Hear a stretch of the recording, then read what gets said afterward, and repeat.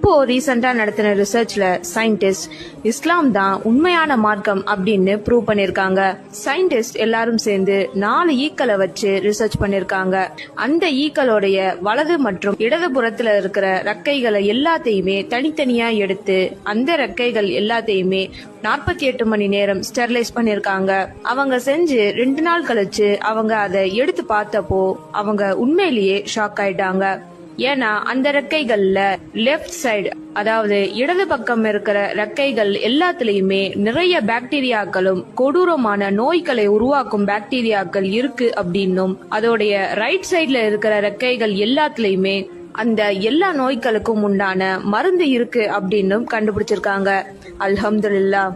1400 வருடங்களுக்கு முன்னாடி நபி ஸல்லல்லாஹு அலைஹி வஸல்லம் அவர்கள் சொல்லியிருக்காங்க, உங்களில் எவருடைய பானத்திலாவது ஈ விழுந்து விட்டால் முதலில் அதை அவர் அதிலே